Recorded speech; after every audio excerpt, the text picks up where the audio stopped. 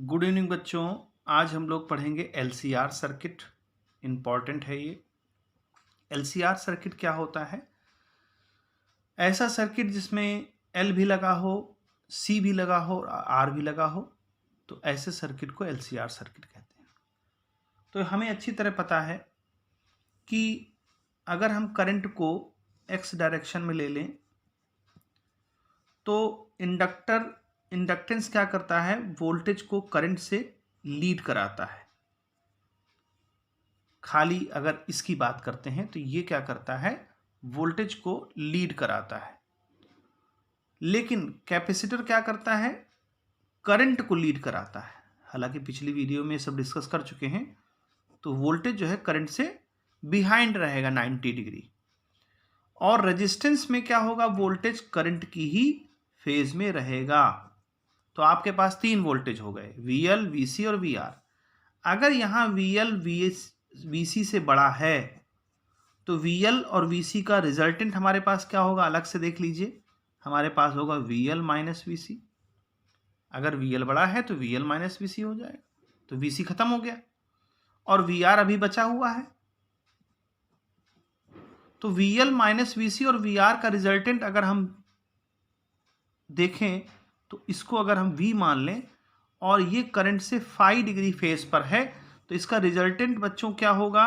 इसका रिजल्टेंट वैसे ही होगा जैसे पिछली वीडियो में आपने देखा है कि V का रिजल्टेंट होगा परपेंडिकुलर अपॉन बेस का स्क्वायर, यानी कि V इज इक्वल टू ये VL माइनस VC परपेंडिकुलर हो गया इसका स्क्वायर प्लस VR का स्क्वायर।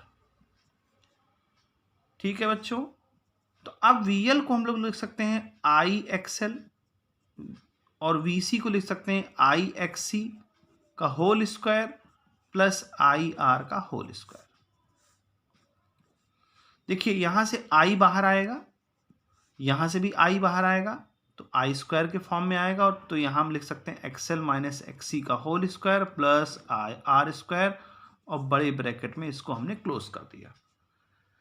अब देखिए यहां V स्क्वायर है, तो V स्क्वायर को I स्क्वायर के से कंबाइन कर लें तो क्या बनेगा? XL माइनस XC का whole square plus R square. अब ये चीज क्या है? हमारा इंपिडेंस है पूरे सर्किट का।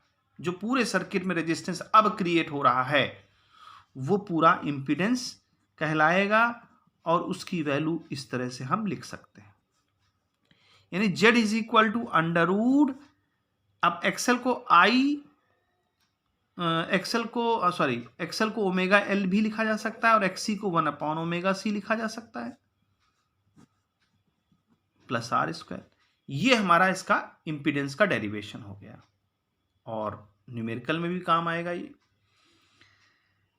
ठीक है। अब यहां पर एक चीज आती है कि अगर इंपिडेंस हमारा निकल आया तो वो नेट वोल्टेज जो हमारा है वो करंट से कितना लीड कर रहा है, इस डायरेक्शन से करंट से कितना लीड कर रहा है। मान लीजिए 5 एंगल लीड कर रहा है, तो हम लिख सकते हैं tan phi is equal to perpendicular upon base, यानी कि VL माइनस VC। परपेंडिकुलर यहां पर क्या है? यही तो है VL माइनस VC। तो VL माइनस VC अपॉन ये बेस क्या है? VR है।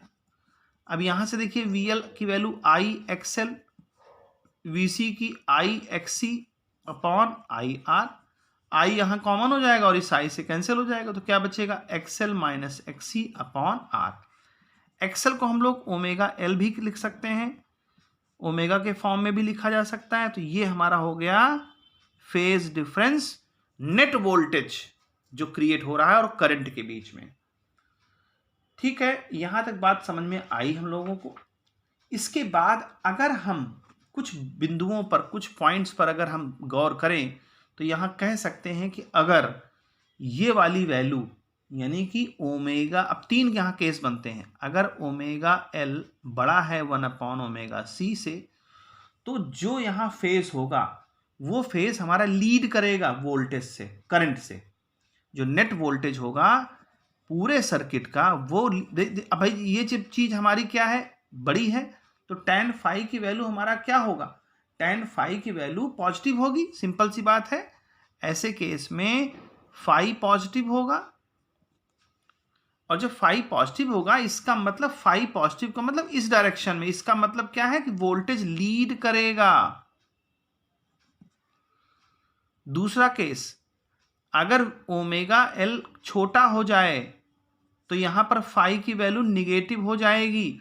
अगर ये वैल्यू बड़ी हो जाएगी तो बड़े में से छोटा माइनस होगा तो ये माइनस में वैल्यू आ जाएगी, इसका मतलब फाई हमारा क्या होगा, माइनस में होगा। अगर फाई माइनस में होता है तो उस समय क्या होगा, नेट वोल्टेज लैग करेगा, नेट वोल्टेज लैग करेगा करंट से।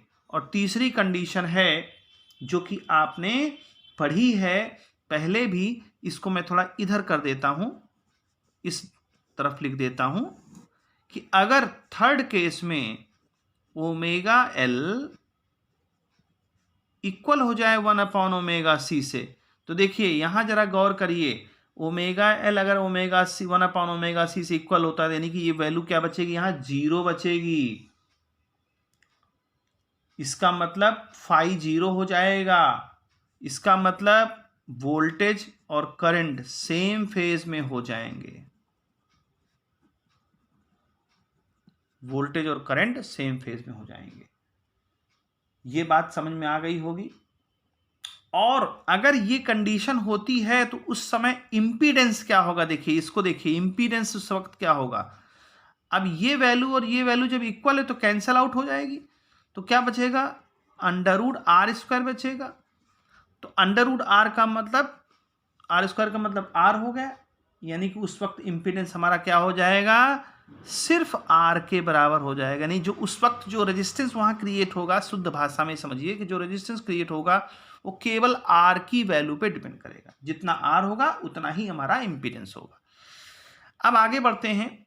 ऐसे केस में पूछता है कि फ्रीक्वेंसी क्या होगी, तो देखिए ये हम पहले आपको बता चुके हैं कि अगर हमें फ्रीक्वेंसी निकालना है तो ओमेगा एल 1/ओमेगा c के बराबर होगा, तो उस वक्त फ्रीक्वेंसी हमारी क्या बनेगी। सवाल उठता है कि उस वक्त फ्रीक्वेंसी हमारी क्या बनेगी, तो उस वक्त फ्रीक्वेंसी को हम बिल्कुल निकाल सकते हैं कि कितना वैल्यू इसमें आएगा। तो देखिए यहां पर बच्चों, अगर ओमेगा एल ओमेगा c के इक्वल हो जाता है तो ओमेगा उधर चला जाएगा, ओमेगा स्क्वायर हो जाएगा, और ये क्या हो जाएगा, LC, और ओमेगा को हम लिख सकते हैं 2πf का होल स्क्वायर बराबर 1/LC। तो f² इज इक्वल टू 1/2π का स्क्वायर और LC। अब क्या करें हम लोग, अब f की वैल्यू फाइंड कर लें, तो 1/2π स्क्वायर में है तो इसका जो है स्क्वायर हट जाएगा और ये अंडर रूट के अंदर आ जाएगा। यानी इसको हम लोग क्या बोल सकते हैं, रेजोनेंट फ्रीक्वेंसी, जो हम लोगों ने ऑलरेडी पढ़ रखा है, और इसको हम एक नया नाम भी दे सकते हैं, f0। f0 हमारी क्या हो गई, रेजोनेंट फ्रीक्वेंसी। और ऐसे केस में, रेजोनेंट फ्रीक्वेंसी के केस में वोल्टेज और करंट सेम फेज में होंगे। तो ये एक टॉपिक, अच्छा टॉपिक था, इंपॉर्टेंट टॉपिक था, तो इसको जो है हम लोग पढ़ेंगे और इससे रिलेटेड जो चीज़ें होंगी, प्रॉब्लम्स होंगी, उनको डिस्कस करेंगे। कमेंट सेक्शन में आप पूछ सकते हैं। उम्मीद है आपको टॉपिक समझ में आया होगा। ठीक है बच्चों, नेक्स्ट वीडियो में नेक्स्ट टॉपिक। Good bye.